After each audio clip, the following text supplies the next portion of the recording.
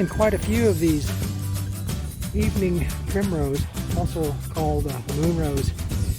One of the unique things about this particular wildflower is that the flowers open up at night, and they start out white, and then they turn to a shade of pink, and then they die off.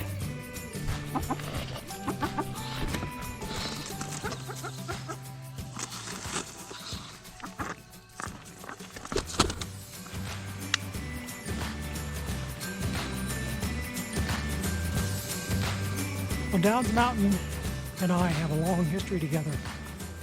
I first climbed the peak in 1974 with a high school friend named David. Oh, and by the way, David, if you're watching this YouTube video, here's a shout out to you. And we climbed it in August. We went up the east face snowfield with crampons and an ice axe. And ever since that time, I've always thought that that east face snowfield would be a great ski.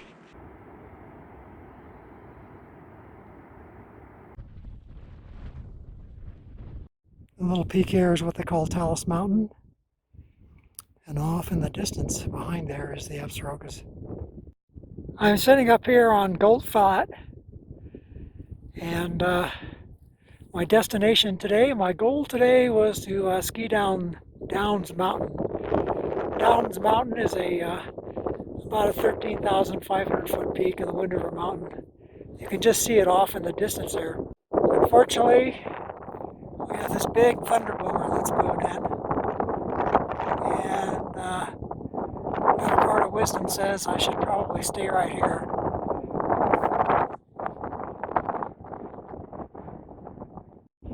So I think I'm just going to hunker down here for a bit. I only have a couple hour window where I can ski Downs Mountain. If this thunder boomer doesn't move away in the next hour or so, I'm going to have to ditch this effort. Downs Mountain is very exposed. At the base of it, it's about 12,000 feet. There's no cover around it whatsoever. And I don't want to be there when it's lightning.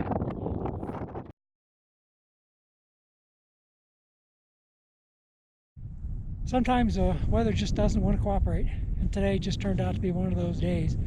So I had to hunker down and wait for a couple hours, and by that time the weather window had escaped me.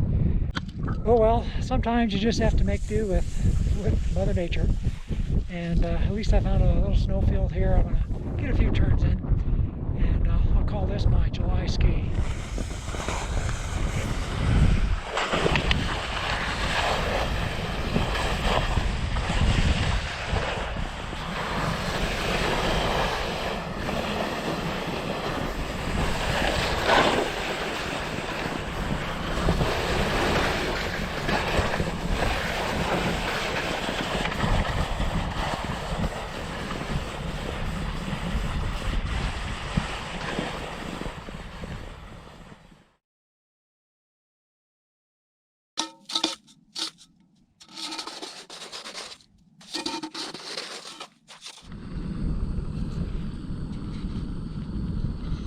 Here's my humble abode for the night. It's an OR bivy sack.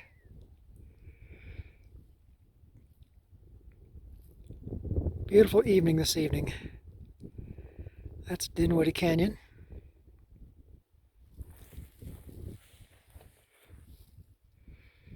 And this is looking off to the northeast. Still some unsettled weather. Well, it's a beautiful morning up here at Gold Flats. Well, this time of year, Downs Mountain looks like it's really skiable.